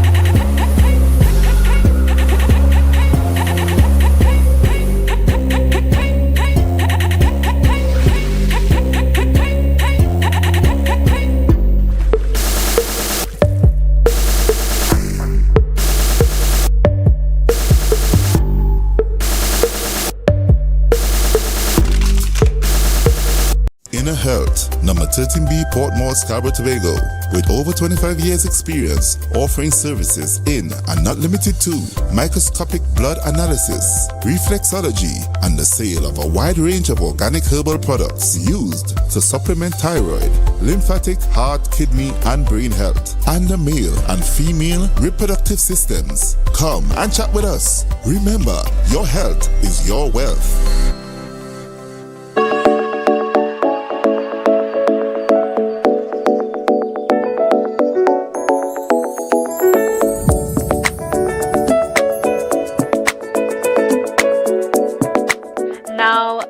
Guys, I have been waiting for this moment. I always said to myself, if I ever have the chance to speak with this person, it will be a day that I will treasure for the rest of my existence. Now, my next guest hails from our Caribbean neighbor, Barbados, and currently celebrates 50 years in media, advertising, and public relations, Caribbean broadcaster and journalist, and the president of Caribbean Bridges. Ladies and gentlemen, kings and queens, let us welcome Julian Rogers. Hi. Hi there. How are you doing? I Hello, am so Tobago. well. Thank you so much for joining us. Thank you so much for giving us your time. I have been waiting for a moment where I can speak with you. I grew up watching you actually broadcasting from Morning Edition. That was a Yes. staple in my home. We did not go through any mornings without having that on our televisions. So it is indeed a privilege to meet you and speak with you this morning. So let's just talk about Julian Rogers. Now you would have started in the world of work, let's say from about 16 years old. Do I have that correctly? Yeah. Obviously, Anton Park's totally my business. Yeah, he did some research. He did some research on you. So what Yes. was your first trail into media, into the world of media? Let's start there. Well, okay. So I'll tell you quickly. I was in school at the time, and I went to this radio station to buy some advertising for a Christmas concert we were having in December of 1963. And after we transacted the business, it turns out that the person we dealt with was the sales manager of what was then Barbados Rediffusion, a wired radio network. And he turned to me and he asked me if I was interested in radio. And I said yes, but I considered that I needed to go to university first and pursue some training at that level. And he asked me how old I was, and I said, well, I just turned 16 last month. And he said, I never forget these words. He says, that's a little young by our standards, but if in any later date you're still interested in radio, you should come and see us. Well, that later date turned out to be that month of December is when my father retired from the public service. And I didn't understand that he would get a pension. So as far as I was concerned, there was no money going to come in. So in January, I went to see this same gentleman, a man called John Oxley, who was sales manager there. And I explained the situation to him. And he said, okay, I send you downstairs to the program director's office. And I went and I got an audition. And a couple of weeks later, they called and said, that I'd done well and they needed to talk to me. So I went in and had this conversation with the program director, a guy called Frank Pardo. And he said, you're young and all the people you'll be working with could be as old as your father. And I said, well, at school, I'm the head boy and everybody else is older than I am, which might have been just a year or so anyhow. So I got hired March 1st of 1964, and that's been my media life ever since. It's wonderful to have you in this type of setting because very often we just know about the things that you have done and the accolades that you received, and you're a trailblazer in my book. But getting to know Mr. Julian Rogers is something that we really, really endeavor to do here on Brunch. And like you said, Anton did quite a bit of research before coming into this conversation because I don't call it an interview, I call it a conversation. So, Thank you for Morning Edition, let's fast track to there. I remember watching you, and what stood out about you was you had the ability to probe. And that is something that not everyone can do. You either have it or you don't. And this is one of the things that I remember from looking at that program. Even as young as I was going to school, I remember you had a knack for getting information out of your guests. And so how did you get involved with the Morning Edition? Well, Morning Edition was born in 1995. What happened was I was general manager of what was then Prime 106. And we weren't doing well in the market. And I suggested to the then Ken Gordon that the station really be sold and maybe you could make a tackle at radio at another time. And I went off as we sold the station to the Anson McCall Group. And I was down south just cooling my heels when I got a call from the then general manager of TV6, Bernard Panton, suggesting that, that television show that you designed for us, which was really an outcrop of what was Breakfast Club on the radio. He says, I think we should launch it because then a general election is coming. And so I headed back into Port of Spain, got very sick actually, and had an operation. even before I could start the show. But I was determined we'd get it on because the elections were certainly coming. So we got started in November of 1995. And I look back at it right now and think it is one of the best ideas that we've come up with in terms of morning television in the Caribbean, because all the attempts before that really centered around mimicking what people saw on American television in the mornings. And I argue that really what we needed was a news show. And that, I think, is where it succeeded.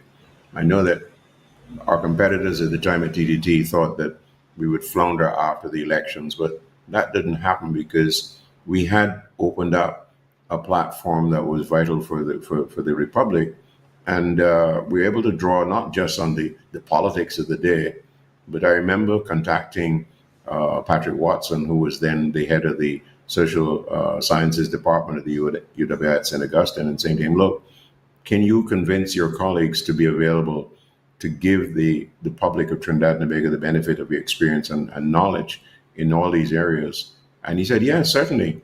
And that happened.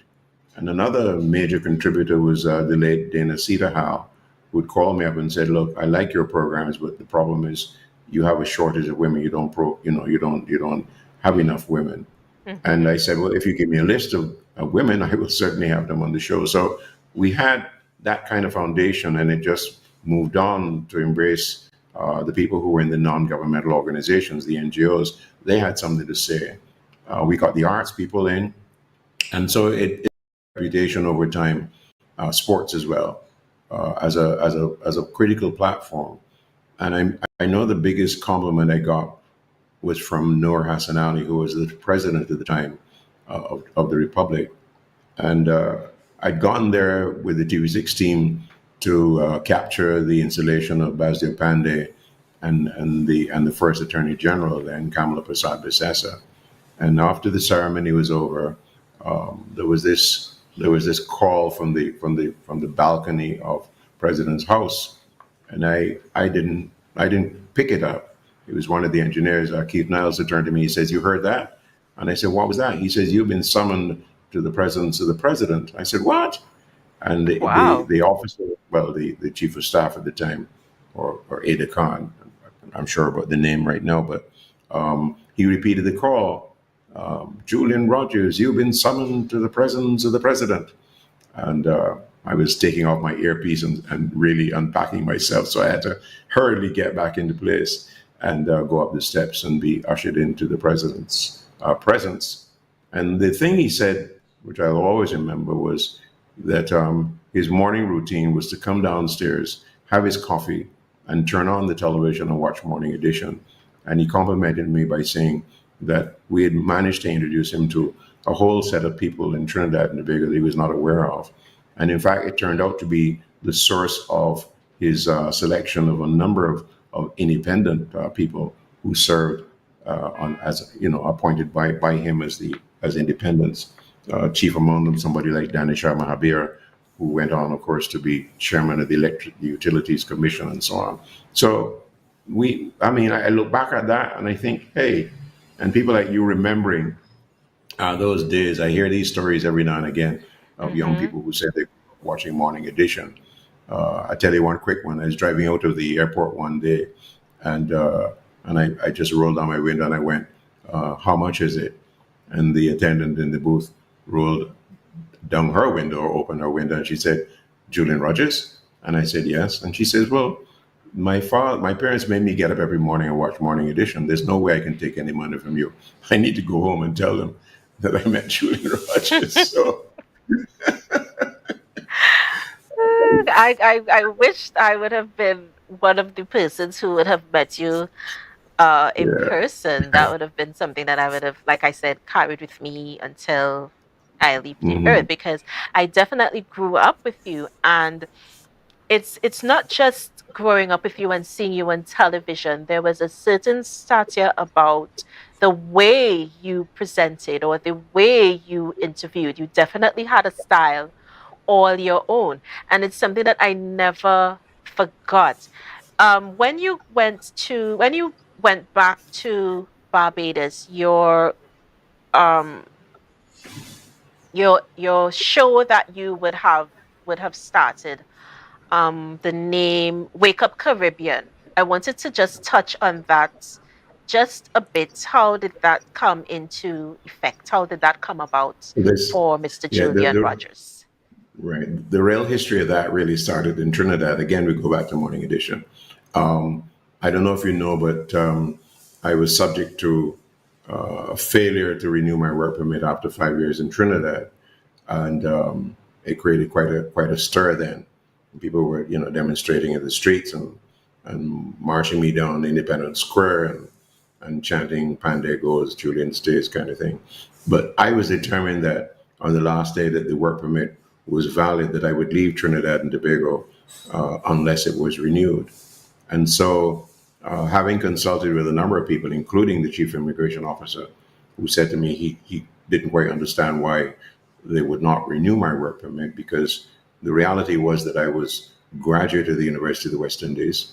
I had been in Trinidad for 5 years, which was allowed me to be classified as a resident or apply for residency, and that he didn't see me being a drain on the public purse if I stayed in Trinidad. And the final bit was, how do you replace Sparrow, which I think was a supreme compliment over and above anything I could have expected. But so I left and I went back to Barbados, and I got asked to do a morning show for Barbados television, CBC, and that's where Wake Up Caribbean was born. And it was actually my attempt to replicate what I'd done in Trinidad. And I know that one of the things that I got caught saying one morning to the crew was that this show is very boring. And they said, "Well, what do you mean?" I said, look, if I was in Trinidad, I would have so many things to talk about and so many interesting people. But you guys, I'm not enjoying this show at all, anyhow. So, So yeah. there was quite a bit of discussion there. And that's just you being Julian Rogers. You were very forthwith and you said basically the show was boring. You Yeah. made your contribution. And that is one of the things that I remembered also. You were very forthwith. You didn't mix matters, you didn't mince your words. And yet you still had the ability to probe. This is the word I keep using, probing and getting the information out. That is a true journalist. Now, CARICOM 50. I've been waiting to talk to you just a bit about CARICOM 50. I know that you would have done some really mind-blowing, in my opinion, some really mind-blowing interviews. We are going to be showing and be capturing some of those moments.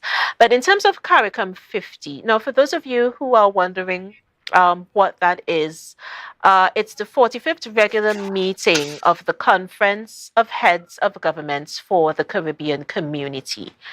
All right, this was held on the 3rd to the 5th of July 2023 in acknowledgement, get this, acknowledgement of the 50th anniversary of the Treaty of Chaguaramas, which was signed in 1973. So quite a bit of history there. And who better to tell us than Mr. Julian Rogers? So just tell us a bit about your involvement for CARICOM 50. Okay. Apologies for my special daughter Brandy. Somebody just came to the front door, so she's on guard. CARICOM 50. I think that we run the risk of not recognizing the value of what we as Caribbean people have been able to achieve. And I know that in some instances, or many instances really, the reality of the operation of CARICOM is lost on a number of people. And I would blame the media, and I'd blame the people behind the CARICOM institutions. And generally, we have an absence of understanding and appreciating the value of what we've done. So that when the 50th anniversary is coming up, I said to myself, look, I've retired in inverted commas, but I think that I could not miss the opportunity of using my skills, my experience, and most importantly, mobilizing people who I know who could contribute to helping the public better understand what CARICOM was, is, and should be, so that the 50th anniversary is not something you let pass by. So what I did was try to bring a number of people into the mix to join me and several others to be able to tell this CARICOM story. It's not a simple story, but I think it is the potential is there for a better understanding of what the value of CARICOM is. So I've been repeating myself in the interviews I've done to highlight that CARICOM is not a single thing, so to speak.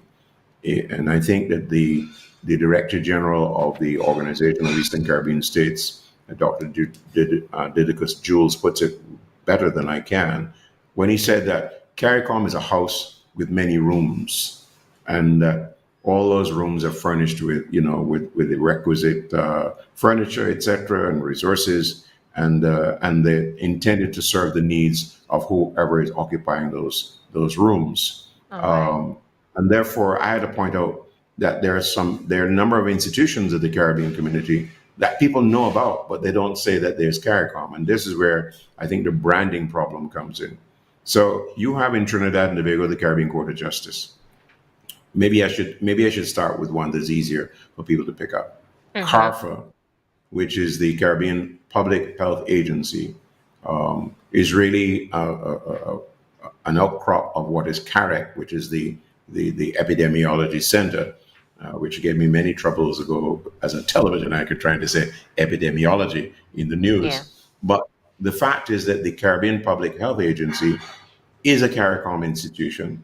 It is that institution that saved many lives in the region during the COVID pandemic, because all of the research, all the studies, etc., and the guidance the Caribbean governments used in dealing with COVID came from that institution. So and that Mr. Rogers, let me just interject, because I'm sensing where the conversation is going, and I'm totally in agreement with you. But because of time, we want to show as much as possible to the viewers. You would have had some interviews with very iconic people with regards to the movement of CARICOM, how much it has evolved, the history, and so forth. We have just a few clips that we wanted to show with some of the interviews that you would have done. In terms of the CARICOM movement, you would have been speaking on the appreciation for the people that went before us, the appreciation for those who would have fought for certain levels of the foundation. Government. So we're just going to take a look at one of the clips that we have with one of the interviews that you would have done.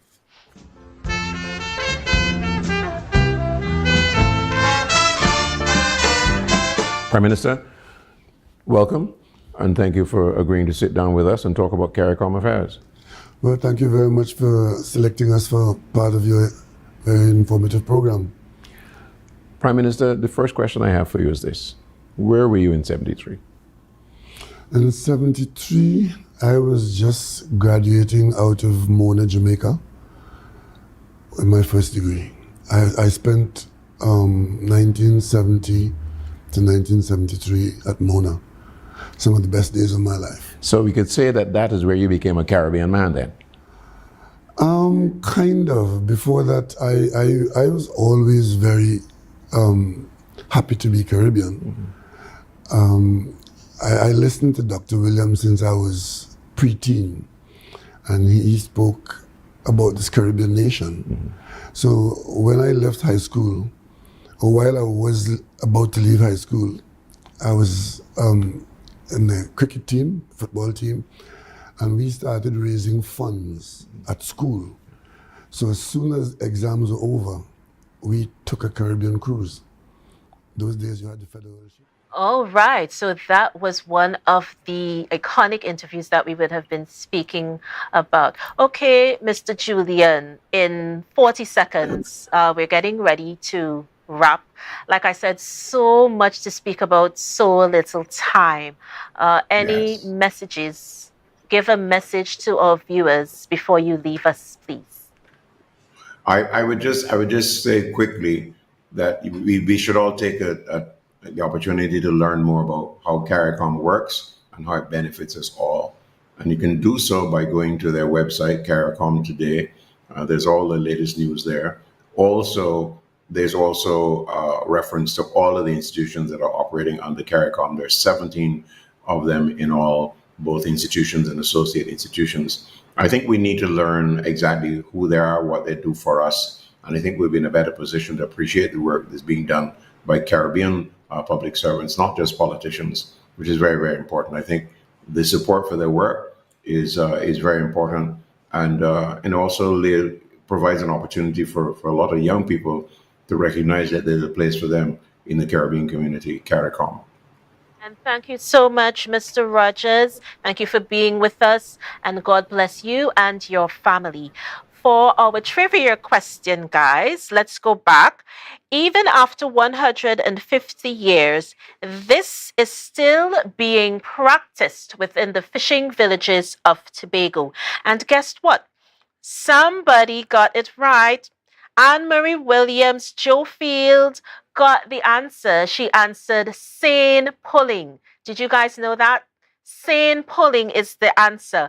And once again, we are going to say goodbye for now. We are going to see you on Wednesday. In the meantime, God bless you and have a safe one. Thank you for viewing Brunch. Bye bye.